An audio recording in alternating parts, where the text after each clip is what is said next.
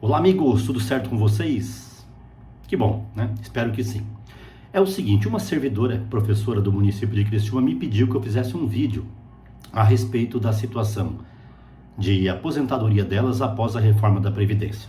Bom, primeiramente, gente, nós temos que saber que a reforma da Previdência do governo anterior, que foi feita em 13 de novembro de 2019, ela estipulou um prazo para que os entes subnacionais, municípios e estados fizessem a sua reforma da Previdência. No município de Criciúma, essa reforma da Previdência foi aprovada daquele jeitinho, né? Como é normal aqui, né? Os vereadores simplesmente apertaram lá e concordaram com tudo. E depois tem uns até que estão achando ruim hoje, né? Porque acabou afetando eles também. Mas enfim, aprovaram assim, foi dia 25 de janeiro de 2021, né? Então tem uma lei complementar municipal, que é a Lei Complementar 381, de 25 de janeiro de 2021. Então a partir dessa lei é que a situação dos servidores foi alterada. Então, se nós formos lá no artigo 21, né, da Lei 381, nós teremos lá a situação dos professores, né? Então, como é que ficou? Estou com a lei aqui na minha frente, tá bom? Porque são vários detalhes. Então, assim, no caso da mulher, a idade ficou em 57 anos. Nós sabemos que antes, né, era 50. E o tempo de serviço ficou de 25 anos. No caso dos homens, que antes era 55, foi para 60. E com os mesmos 25 anos de tempo de contribuição. O homem antes era 30, né? Antes da reforma, então aqui teve um benefício. É necessário que você tenha pelo menos 10 anos de efetivo exercício no serviço público e também 5 anos no cargo em que for concedida a aposentadoria, tá bom? E são consideradas atividades que dão direito a esta aposentadoria, né?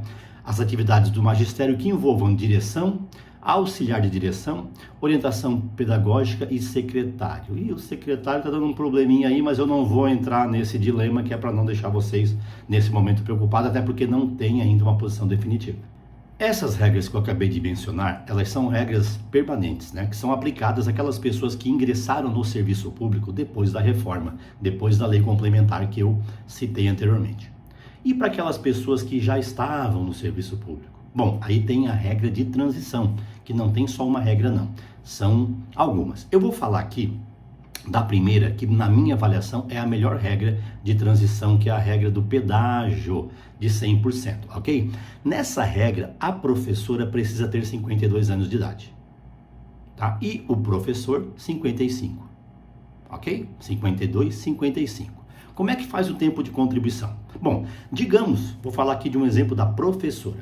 Digamos que a professora tem até a data da reforma, até 25 de janeiro de 2021, 23 anos de contribuição.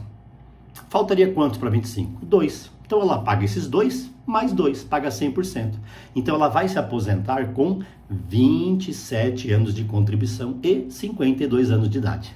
Já no caso do professor, aplica na questão do pedágio a regra dos 30 anos de contribuição, tá bom? Como era antes, tá? Então aqui, digamos que ele tenha 27 de contribuição, ele vai ter que pagar esses 3, que faltaria para 30, mais 3. Então ele vai se aposentar com 33 anos de contribuição, desde que tenha 55 de idade. Essa aposentadoria, na minha avaliação, ela é melhor, a regra do pedágio. Por quê? Porque é garantido a paridade e integralidade para aqueles servidores que ingressaram no serviço público até 31 de dezembro de 2003.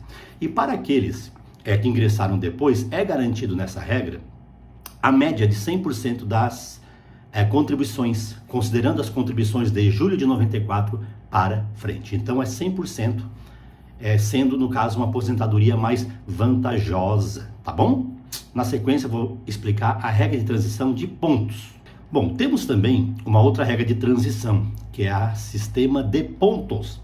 O sistema de pontos exige alguns requisitos, tá bom? Gente, primeiramente, a partir de 2022, é necessário que a mulher tenha 52 anos, no caso, a professora, e o professor 57. Veja que é um pouquinho diferente da regra do pedágio, tá bom? É necessário que a pessoa some, no caso das mulheres, 25 anos do magistério e no caso do homem, 30 anos de magistério, ok?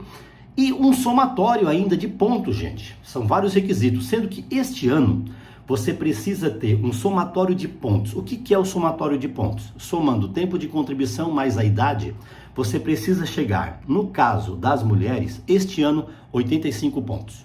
E no caso dos homens, 95 pontos. Por quê? Porque o sistema de pontos, ele aumenta ano a ano, a partir de 2022, ok? Então, é importante que exista a implementação de todos esses requisitos que eu falei, tá joia? E essa aposentadoria do sistema de pontos tem algumas peculiaridades em relação ao valor do benefício, ok? Gente, o valor do benefício desta é diferente dos demais, tá bom? Por quê? Porque primeiro, com relação à paridade e integralidade, ela é garantida desde que a mulher tenha 57 anos de idade, nesse sistema de pontos, e o homem 60, tá bom? E o valor do benefício, no caso da pessoa não ter esses requisitos, mas não ter direito à integralidade e paridade, não ter ingressado no serviço público antes de 31 de dezembro de 2003, ela segue aquela regra muito ruim do sistema de média. No entanto, você ganha 60% da média aos 20 anos de tempo de serviço e cada aninho que passa você ganha 2 pontos. Então, de regra, é uma aposentadoria menor caso você não tenha direito à integralidade, ok? Então, gente, essas são as regras relativas ao professor depois da reforma da Previdência, ok? Escuta direitinho o vídeo, tá bom? Qualquer dúvida, pode me perguntar aí nos comentários que eu, dentro das minhas possibilidades, vou atender vocês, ok? Por hoje é isso, um abraço, se você gostou do vídeo, curta e compartilhe, tá bom? Aquele abraço e até o próximo vídeo.